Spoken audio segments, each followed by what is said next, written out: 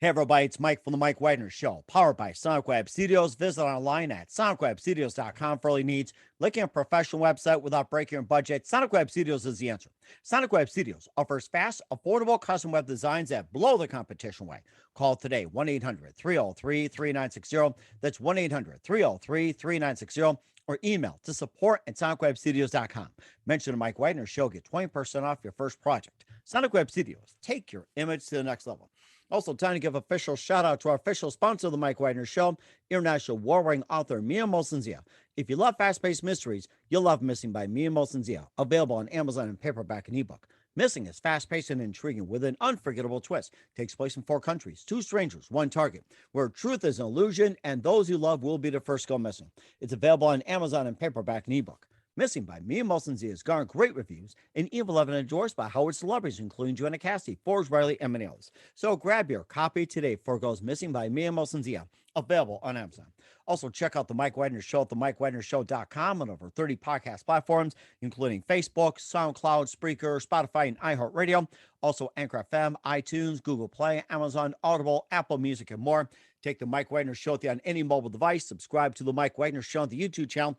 Follow the Mike Wagner Show on Instagram and Twitter today. And for great gift ideas, go to Amazon.com and check out the Mike Wagner Show podcast. T-shirts, pop sockets, throw pillows, tote bags, hoodies. Makes great gifts 24/7 for family, friends, and loved ones.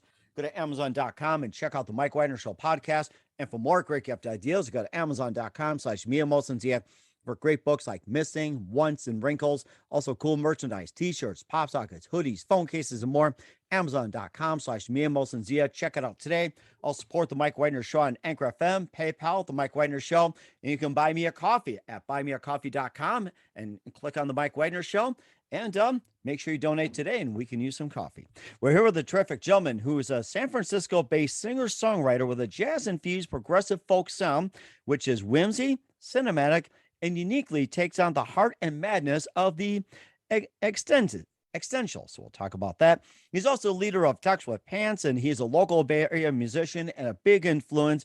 He's also been in various circuits, hosted the EG Fest. He's had numerous singles out like the Fish song, the Albatross song, Water of the Mark, and more as well too. And then he got also a brand new song out called Brave Heart Luna, and a new album he's talking about, Alien from an Alternate Earth. We'll talk about that along with Fish from the Sky, At Home at Sea, and more. Live, ladies and gentlemen, from the Plus Studios on the beautiful side of the bay, the multi-talented singer-songwriter from San Francisco, ladies and gentlemen, along with Ducks with Pants, E.G. Phillips. E.G., good morning, good afternoon, good evening. Thanks for joining us today.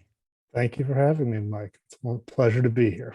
Well, it's great to have you on board as well, too. And I love the title with your band, and we'll get to that. You're a San Francisco-based singer-songwriter with a jazz-infused progressive folk sound, which is whimsy, cinematical, and unique take on the heart and madness of existence. We'll talk about that. And, of course, you're also leader of Ducks with Pants, and you're a local Bay Area influencer with been in various circuits, and you also hosted the EG Fest. You got a lot of singles out, like the Fish song, the Albatross song, and also Fish from the Sky, At Home at Sea, Nashville Recordings Volume 1, and more.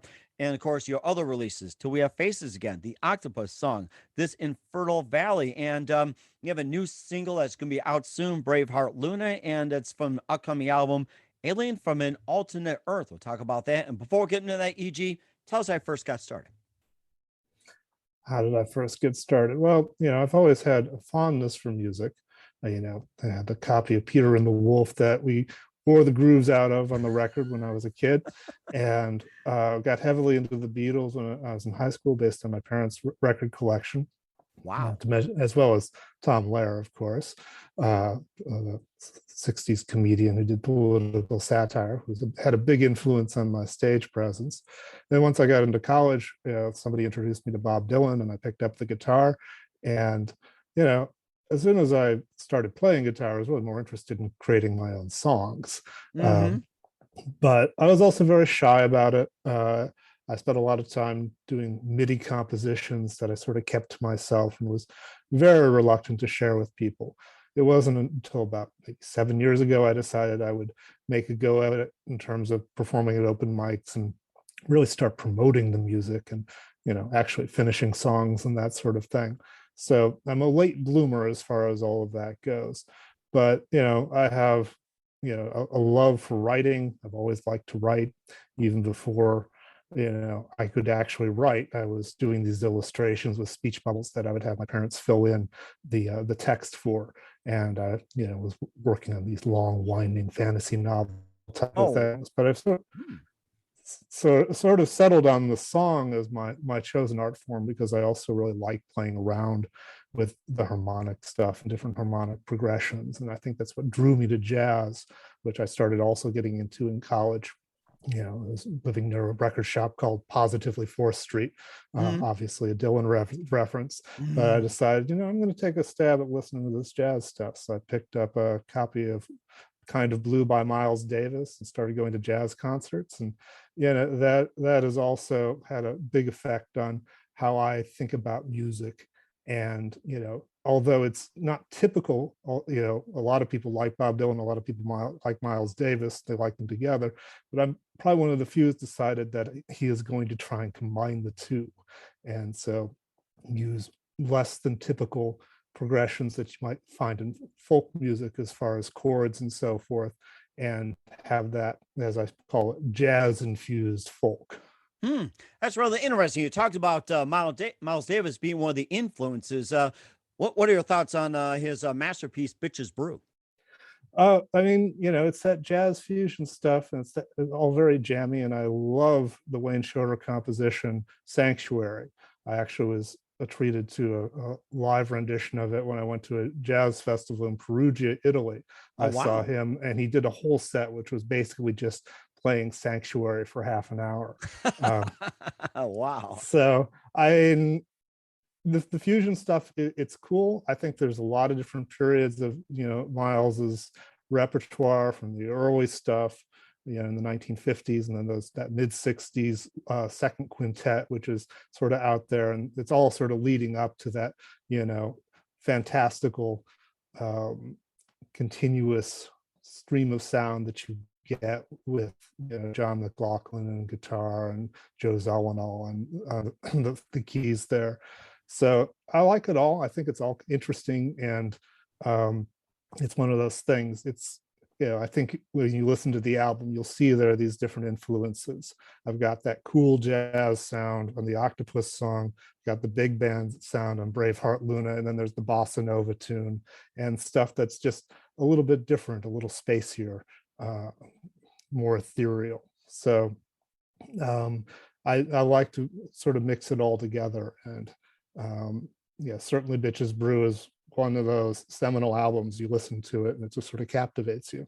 Hmm. It sounds like it too. And who are some of our other favorite jazz artists growing up besides Miles Davis and the others you've mentioned? Well, certainly Duke Ellington. I mean, he has that suave persona and this just wonderful orchestral arrangements that's, very different than your typical big band stuff. And Charles Mingus too, just because he's got this wild personality and music that has all these different influences. He was very influenced by Duke as well, but then there's all the bluesy components that you have. And of course, there's, John Coltrane and Bill Evans. Um, more modern singers or more modern folks like Melody Gardot and Esperanza Spalding are folks I'm a real fan of. I call them Hmm. my pretend girlfriends. And Don't we all? yeah. And of course there's um, the first jazz concert I ever went to was a fellow named James Carter, who was then a very young gun at the time, still around, still blowing his tenor and baritone sax. And of course, there's the Bad Plus, who is, billed themselves as the world's loudest jazz piano trio and did lots of covers of things like Smells Like Teen Spirit. Brad Meldau, he does these wonderful interpretations of with the works of Nick Drake and Radiohead. So, lots of jazz. I spent, the early 2000s, instead of listening to what was current, I would be going through the bin at Virgin Megastore, seeing what Blue Note records I could find that were on sale. Oh my gosh. And of course, another legend I thought of is Thelonious Monk. Your thoughts on him? Oh, Monk is awesome. I mean, he's got such lovely little tunes like Panonica, and just those records he did with Charlie Rouse. Great stuff. His interpretations of Duke are lovely. Yeah, he's got personality.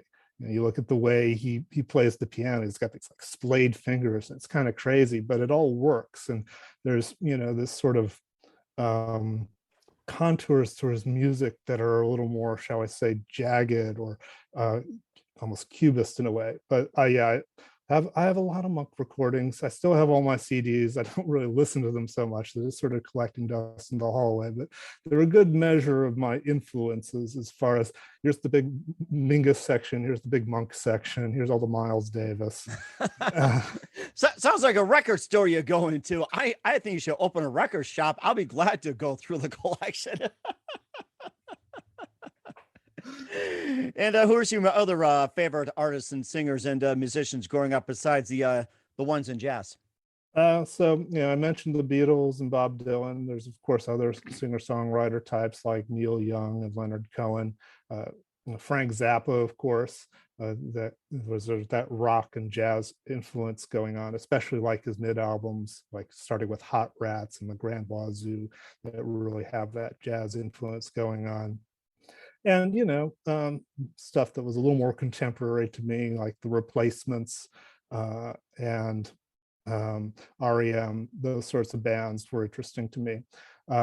But as I said, I sort of fell into this world of jazz and got very immersed in that. So I would say 70% of the collection is jazz and maybe 20% is rock, singer-songwriters, the Joni Mitchells of the world as well. And then there's a lot of classical music, as lots of Chopin and that crowd, as Tom Baer would say. And of course, you'll put that all together as well, too. We'll talk about some of your singles, your albums, and being the leader of Ducks with Pants. We'll get to that in just 1 minute. But first, listen to the Mike Widener Show at themikewidnershow.com, powered by Sonic Web Studios. Visit online at sonicwebstudios.com for all your needs. Looking at a professional website without breaking your budget, Sonic Web Studios is the answer. Sonic Web Studios offers fast, affordable custom web designs that blow the competition away. Call today, 1-800-303-3960. It's 1-800-303-3960. Or email to support@sonicwebstudios.com. Mention the Mike Widener Show, get 20% off your first project. Sonic Web Studios, take your image to the next level. Also, time to give official shout out to our official sponsor of the Mike Widener Show, international war-winning author Mia Molson-Zia. If you love fast-paced mysteries, you'll love Missing by Mia Molson-Zia, available on Amazon in paperback and ebook. Missing is fast-paced and intriguing with an unforgettable twist. Takes place in 4 countries, 2 strangers, 1 target, where truth is an illusion and those you love will be the first to go missing. It's available on Amazon in paperback and ebook. Missing by Mia Molson-Zia has garnered great reviews and even loved and enjoyed by Howard celebrities, including Joanna Cassidy, Forbes Riley, and many others. So grab your copy today before it goes missing by Mia Molson-Zia, available on Amazon. Also, check out the Mike Widener Show at themikewidnershow.com on over 30 podcast platforms. You can take the Mike Widener Show with you on any mobile device. Subscribe to the Mike Widener Show on the YouTube channel.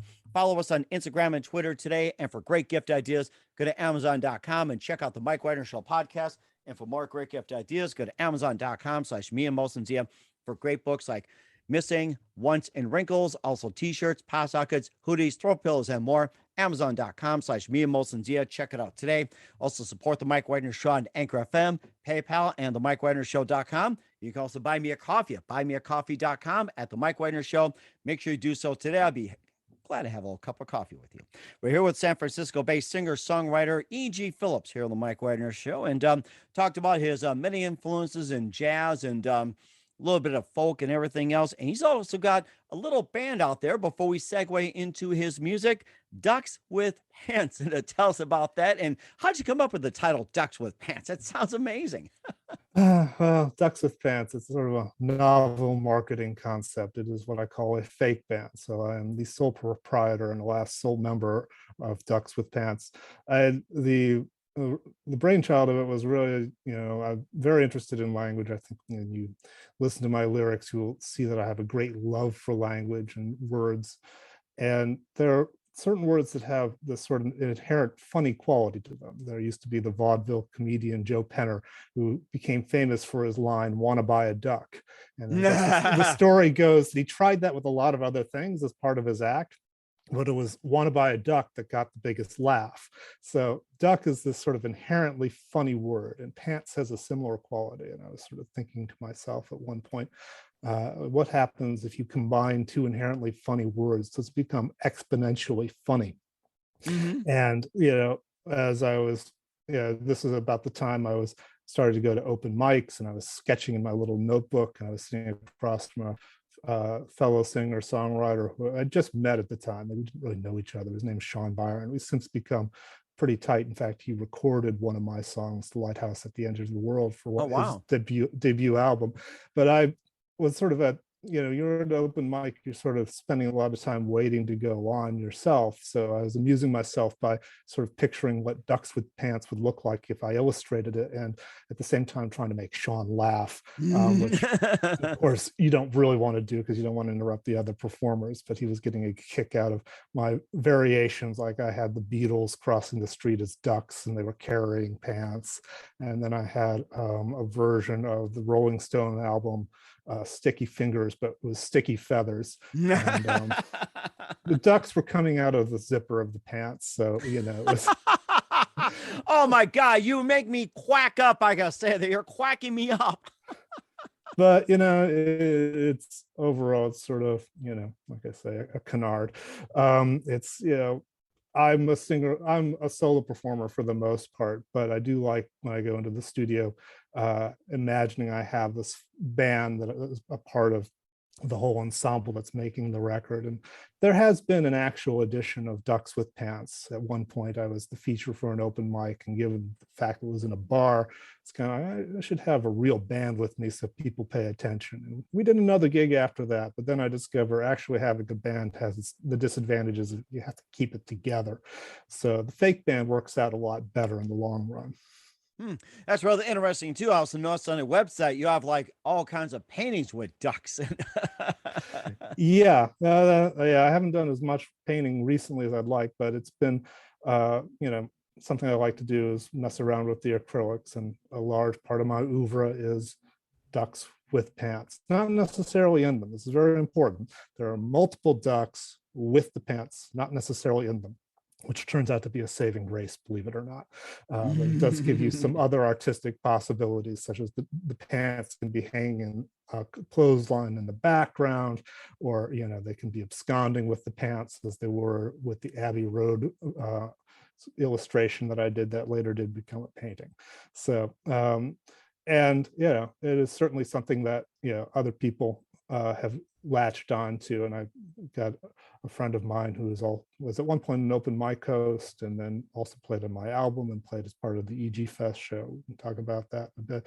But he's also a gifted illustrator, and he has done the illustrations for the latest upcoming album and all the singles. And he has gone to town with, incorporating the duck aspect. So Oh my gosh. I mean, that is just amazing. Now, I'm going to throw this question out there. Have you ever owned a duck before, or do you currently own any ducks? I do not have that level of affinity for duck. I have many rubber ducks. As part of the EG Fest celebrations, I will acquire rubber duckies that have a theme to them: rock and roll rubber duckies, mermaid and pirate rubber duckies for when we were at the Hotel Utah, because they have a mermaid. It has this ship nautical theme at this bar. It's a sort of a dive bar, very famous in San Francisco for its open mic. And then for the most recent edition of this birthday show I put on, where other people come and perform my songs and serenade me with my own works for the purpose of my birthday. The theme was blue, because I Oh just my found some gosh. blue rubber duckies, and it actually worked out well, because the venue, which is called Bazaar Cafe, which is a local little coffee shop out in the west edge of the city, in an area called the Richmond District. They had changed owners, and they'd swapped out the paint job, and one of the themes was blue, so that worked out very well. Oh my gosh. Wow. That certainly did work out well. And you also had some singles out as well, too. And when mixing with albums, of course, you got the Fish song, the Albatross song. You also got Fish in the Sky, At Home at Sea, Nashville Recordings, Volume 1. And of course, you got the Bossa Nova. And you also got the album coming out soon, Alien from an Alternate Earth, featuring Braveheart Luna, Till We Have Faces Again, the Octopus song, This Infertile Valley. And tell us about some of the songs, what you put out, and what inspired you to write them. Well, so I think one of the central songs of the album is the Octopus song, because within the chorus there is the line, "I'm an alien from an alternate Earth," or "You're an alien from an alternate Earth," in reference to the octopus. And that song was inspired by the fact that I had a show at the Octopus Literary Salon, which was a bookstore cafe over in Oakland. Unfortunately, they closed down prior to the pandemic because of the whole financial trouble, but it was a great little venue. And at the same time, I'd come across a book called "The Soul of an Octopus" by Cy Montgomery, who's a naturalist who does books on various things like octopuses and turtles and so forth. And I found that to be a very inspiring book, because there are a lot of cool anecdotes about her interactions with different octopuses and their personalities, as well as this sort of beautiful found poetry of like about the nature of consciousness and so forth. And so I decided, well, I'm going to write a song to promote this gig at the Octopus Literary Salon. And at the same time, I was listening a lot to a song by Nat King Cole called "You're Looking at Me." And I kind of liked the revelatory aspect of that song, where, he's talking about this person as if it's the third person, who was this person, et cetera. And then at the end, he reveals it's himself. And along with some of the chords, the jazz chords, which I sort of cribbed from and then went off in my own special direction, as I tend to, that became the basis for the song. And the title "Alien from an Alternate Earth" just sort of seemed perfect for this collection of jazz infused songs, because it is sort of an unusual combination, a little too jazzy for the folk playlists, not jazz enough for the purists. And it also came up together at a time when I had all these songs that I had written prior to the pandemic, and it seemed like they were from another world. So they were sort of from this alternate Earth from back in the time when people went to shows and enjoyed music that was live and so forth. It almost sounds like it was like before the pandemic hit. That was the alternate Earth. Yeah, exactly. So it seemed like at a certain point, this collection of songs, which I'd started to see as a set that I wanted to have recorded together, they were mostly artifacts from a previous time. The exception being the opening song, "Till We Have Faces Again," which obviously alludes to the pandemic, as well as the myth of Cupid and Psyche by way of C.S. Lewis. But once I came up with that song, I was like, well, that has to be the opener, because it sort of alludes to this previous time that this is all a part of. And then, the title also sort of refers to my own experience, because I come from the tech world and I'm still loosely tied to it. But at a certain point, I decided that, I really wanted to focus on music more. And so that has become much more of my life in terms of, doing the recording and also the promotion. And, there's a line in the Octopus song about playing in the lobby of a posh hotel. Well, that was me. I had this regular gig owing to this brainchild of one of the concierge at this hotel called the Hotel Carlton, and they would allow you to come in, play during their wine service, which was great because you got an audience that you didn't have to wrangle yourself. They all came for the wine, but they also left with the wine as well. So you kind of had a limited period of time in which you could potentially be the focus of other people's concerns, although more likely they were interested in conversing and hanging out. But it was good practice, a good time to sort of hone my skills as a live performer and that sort of thing. But obviously it was, a very different situation from what I've been doing previously, which was, working in an office and coding and that sort of thing. So, that's sort of this personal aspect and a twist that I think gives the song some more meaning beyond just having this interesting mix of funny words like squirt and more heady discussions about the nature of consciousness. So that's right. Oh, go ahead. I'm sorry. No, go ahead. No, I was going to ask you as well too that you wrote about octopuses. You also wrote about fish and everything. You got the albatross, and when I saw the albatross song, it made me think of that Monty Python skit, albatross. And it's like that's the bird nobody wants to deal with. Yes, yes, it is unfortunately a bird that has had its reputation much maligned by a poem. Like the octopus song, it's one of these songs that came about because I was reading a book on natural history, a book called The Thing with Feathers by Noah Stryker, which talked about a lot of different birds, like the bowerbird and the wandering albatross. And that became a song that was actually a very popular song when I was out performing, because there's a aspect of it where other people get to join in and do these oohs and ahs that are part of the break in the middle of the song.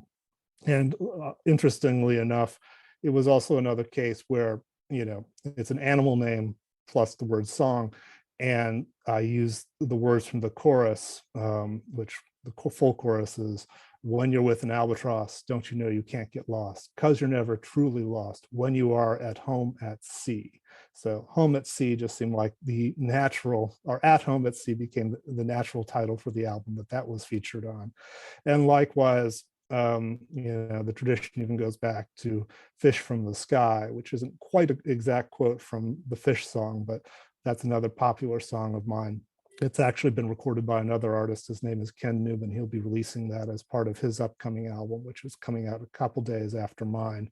And it's, the first time I've had a song on vinyl. So, but that's also another one of these covers that has come out of the fact I do this EG Fest show where other local singer-songwriters cover my songs.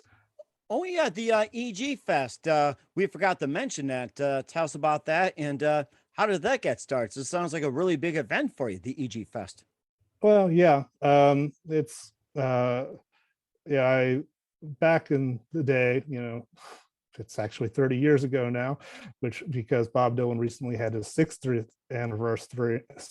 anniversary for his recording career, but they had the 30th anniversary concert where all sorts of performers came and covered his songs.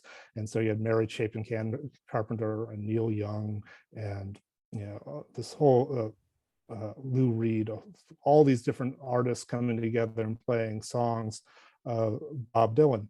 And I've, as a songwriter, the idea of having other people play your songs is it's validating in a way. It's also feels like, yes, I've written a song that other people enjoy and want to interpret and share in their own way.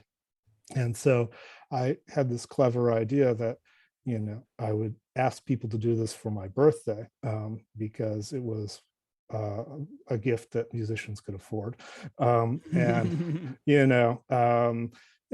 for the purpose of my birthday, would you cover one of my songs? And it was a little like, is this going to happen? Is this going to work out? But everybody had a great time the first time we did it. It was actually the first one was at Bazaar Cafe, and I had some wonderful renditions of my own songs played back to me. And that's actually what led, at the first EG Fest, Sean Byron covered my song Lighthouse from the Edge of the World and started to incorporate that into his repertoire, and eventually decided to record it himself.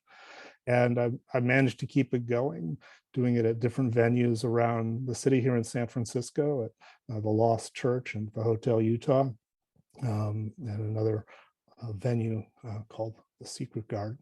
It's a secret. That was a great performance. And it turned out to be this thing where first of all, it's very humbling to have to actually go and ask people to do this. A lot of the effort is finding out that people's summer plans in mid-August do not include coming to perform one of your songs for your birthday. So you just have to sort of churn through all the people and see if you can get enough people to do it. But people will do their own unique interpretations, come up with entirely different arrangements, and put a lot of effort into it. And it just becomes a community building event where other songwriters come together that are part of the Bay Area and share in this event. And some other traditions that go along with it, like the artwork is done by somebody from the local community as well. Usually an open mic host if I can swing it, if they're artistic enough. And so I've got some great artwork out of that. In fact, Mario Noce, who did the artwork for Alien from an Alternate Earth, he did the artwork for one of the EG Fests as well as playing in it.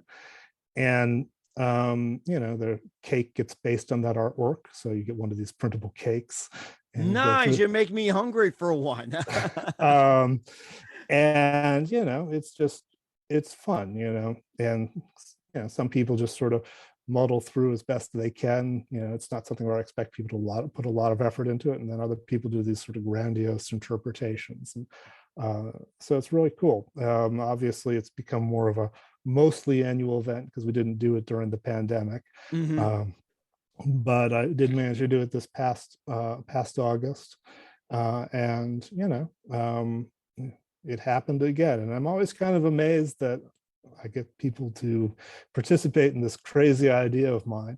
But it is, it's gratifying and humbling, and just sort of, if nothing else, it keeps me from thinking about the fact that I'm aging. I'm not having a birthday, I'm having another EG Fest. And of course, it's celebrating in a great way too. And of course, you also getting people doing the bossa nova. And I noticed you had some of the app music. And tell us more about that. And what got you into doing a bossa nova record? Well, I mean, that was actually largely the fact that I had a producer who was very into Brazilian music and wanted to have some variety in the different arrangements. Chris McGrew, who produced the record, I met as a result of somebody else inviting me to do backing vocals for their album. And so that was at Hyde Street Studios. And, that's where I met Chris, and also the arranger, Kevin Seal, who plays piano on this album. And I met them, and I thought, oh, these seem like the guys to do this album, because they had the right sort of vibe together as a group, along with the recording engineer Liam. And Chris also runs sound at the Black Cat, which is a jazz cafe in San Francisco, and they seem to have the right ideas in terms of the roles that musicians play. And so it actually came together quite quickly. We did the recording over Labor Day. And of course, I'm a fan of bossa nova music. Definitely love the Stan Getz albums, and Girl from Ipanema and all of that. Oh, that's my favorite. Oh my God. Yes, that's a great song. And he decided it would be good to do that song Till We Have Faces again in the bossa nova style. And interestingly enough, it wasn't the first time I've had a producer who said, we should do this as a bossa nova, because I had a song, All I Can Share Is Photos, and that got recorded with a bossa nova style. And believe it or not, it was Mario Noce again who played guitar on that. He's a very good guitarist, and we brought him in to record the guitar part, and he did some lovely stuff that we ended up incorporating as solo material, as well as the backing guitar track. So, as I said, it's sort of taking all comers, and I think the Brazilian textures add a lot of interesting nuance to the songs. In addition to Till We Have Faces again, there's also some Brazilian percussion elements in some of the other songs. In particular, there's one called Fallen Out of Love, where the whole rhythm changes up for the last verse. And so there's sort of this break and a little bit of silence, and then the percussion comes in and changes up the rhythm, and you get that. And then there's also a little bit of vocalese that's reminiscent of bossa nova at the end of This Infertile Valley, which undergoes a similar rhythmic change, because it was one of those songs where it's like, well, sometimes I play it like this, sometimes I play it like that. And so it was the difference between doing it 6/8 versus 4/4. And it's sort of like the way George Martin ended up dealing with the two different versions of Strawberry Fields. It's like, okay, we'll put them together. And so so you've got a lot of that going on with the songs. And I think it adds a lot of different texture and nuance to the album. That's quite interesting too. And of course, we'll talk about your upcoming single, Braveheart Luna from Alien from an Alternate Earth. We'll get to that in just 1 minute. You listen to the Mike Wagner Show at the MikeWagnerShow.com, powered by Sonic Web Studios. Visit online at SonicWebStudios.com for all your needs. Also brought to you by our official sponsor of the Mike Wagner Show, international war-ring author Mia Molson's The of Missing, available on Amazon, paperback, and ebook. We'll be back with the multi-talented San Francisco-based singer-songwriter E.G. Phillips after this time out. We're back with San Francisco-based singer-songwriter, multi-talented E.G. Phillips here on the Mike Wagner Show with his group Ducks with Pants, and we talked about Alien from an Alternate Earth, also other releases, Fish from the Sky, At Home, at Sea, and more. You also got a new single out that's going to be coming out called Braveheart Luna, and tell us more about that. Yes. Well, Braveheart Luna, first of all, the phrase Braveheart, that actually comes from my affinity for Doctor Who, the British sci-fi show. Yes, I love Doctor Who. Off the TARDIS. Yeah.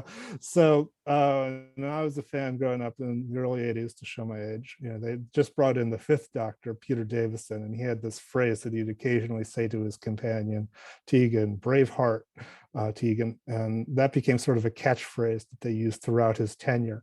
And for some reason, that was in the back of my mind when, you know, I was trying to console one of my fellow singer-songwriter friend of mine whose name is Luna, occasionally despairs via her Twitter account about the world. And so I just sort of ad hoc, I said, Braveheart Luna. And that became a song. And I had some fun just, you know, playing around with the lyrics, sort of playing off the idea that maybe I was chatting with the moon, and giving a shout out to the color mauve, which doesn't get nearly enough press. That is also an oblique Doctor Who reference, believe it or not.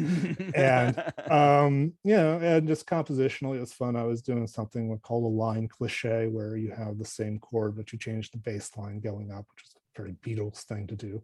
And it was one of the songs I just decided I really enjoyed playing. It became sort of a staple of the sets I would play at the Hotel Carlton, where I needed a big closer, and so it kind of got pumped up and amped up speed wise, and became one of these things. It was a great set closer because it kind of caught people's attention as it built to its crescendo. And so I knew it needed to be on the album, and it needed to be the closer for the album. I knew it needed to be a big band song. So as part of the album, we brought in a fellow by the name of Rich Armstrong, who's a very talented multi-instrumentalist, and he actually did a big band arrangement for that, along with Daniel Cazares. They just banged out all the parts for that in one afternoon, and we had time to spare, so they could add horns to the other songs, like the Octopus song and Till We Have Faces Again. Quite a lot of work out of them in a short amount of time. And, you know, it's just, you know, it's got a lot of energy. It was one of those, I was pushing the band on, we got to make this go faster. Even though the demo recording was a little slower, much to my producer's chagrin. But, you know, it's just got this energy and life to it that I really enjoy. And, you know, so with this classic big band arrangement that comes in right from the get-go. You hear the blat of the horns, and you get the baritone sax doing some hits underneath the lyrics. And I really enjoyed it quite a bit. I did a lyric video where I decided to take some public domain footage and use that as running in the background in kind of a loop, vaguely coordinated with the music. It just sort of worked out timing wise, but that, you know, it's a fun song. I really enjoy it, and I hope people will take a listen. I've got a lot of great feedback from people who've taken a listen to it, and you know, like I said, it's a great closer for the album.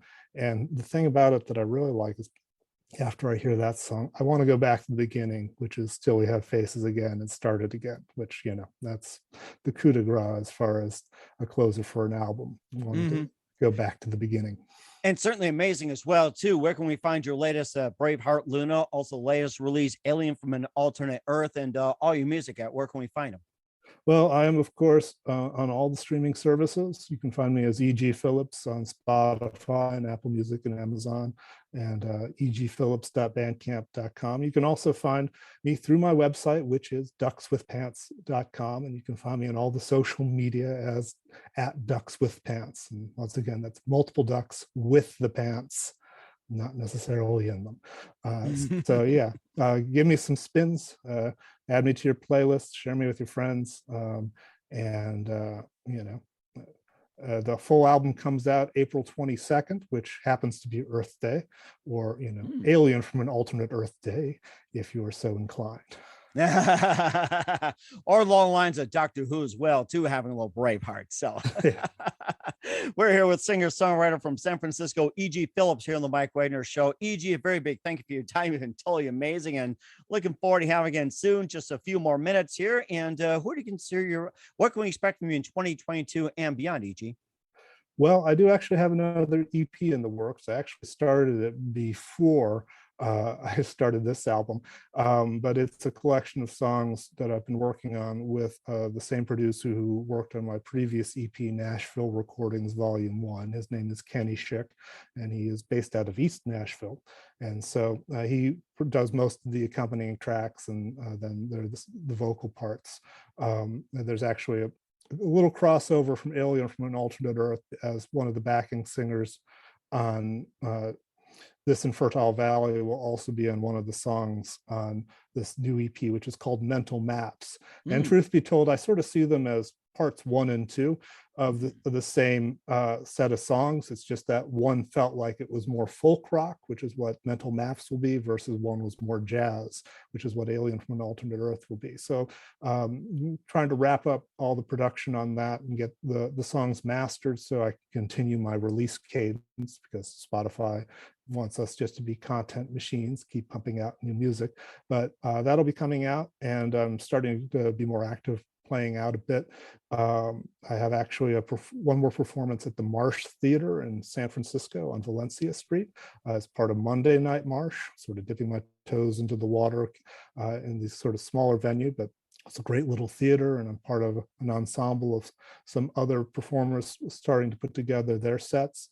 And, I'm going to try and play out more, get out to local farmers markets and try and get further abroad. I'm a little disappointed I didn't get to South by Southwest this year, but, in the future, try and get out to go further afield to places like Austin and Nashville and, promote the record the old fashioned way. Oh, yeah. And that's the best way to go as well, too. And take some ducks with you, too, and have a little duck soup to go with it. So, and who do you consider biggest influence in your career, E.G.? Well, there's obviously, Bob Dylan has been a big influence on me, but I also have to give a shout out to my college buddy, John Willicke, who was the one who encouraged me to get a guitar and start playing. And that's led to me, playing as well. I don't know.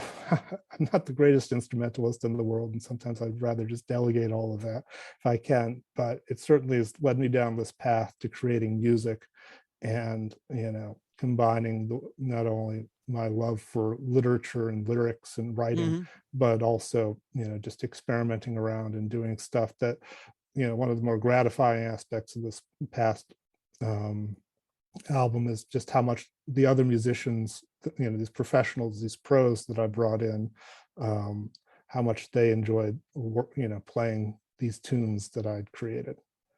That's certainly amazing. And what's the best advice you can give to anybody at this point? Well, I think it's one of these things you keep doing it because it's something you love doing. And I think, that comes out in my album, one of the songs, Ode to the Wild Horse Cafe, which is a sort of reflection on, this, the refrain is a little bit of magic in the middle of nowhere. And I think we take joy in finding these bits of magic and being able to share them. And, it's a tough road as far as getting other people to hear your stuff and share it. Because once you get over your own inhibitions about how, oh my gosh, what will people think of this and what will they think of me? Then you have to cross the next boundary, is actually getting other people to care. And that can be very disheartening. And I guess the best advice I have for that is Braveheart. Yes, brave heart indeed. You can fill in whatever you want. So big thanks to Doctor Who for that. So once again, singer-songwriter from San Francisco, E.G. Phillips here on the Mike Wagner Show. E.G., a very big thank you for your time. You've been absolutely fantastic. Looking forward to having you again soon. Make sure you keep us up to date, keep in touch. We'd love to have you back in 2022 and beyond. Once again, tell us about your upcoming projects, what's your website, how do people contact you, where can people purchase or check out your works? Find me on the internets as Ducks with Pants at duckswithpants.com. And you can find me on Spotify, Amazon, Apple Music, all the places, all the time for your streaming pleasure. If you just look for me as e.g.phillips. Though I've also created a playlist on Spotify. This is Ducks with Pants. So you'll be able to find me one way or the other. We certainly will do so. Once again, EG, a very big thank you for your time. You've been totally amazing. Looking forward to having you again soon. Make sure you keep us up to date. Keep in touch. We'd love to have you back. We wish you all the best, and you've got a great future ahead of you. Thank you so much, sir.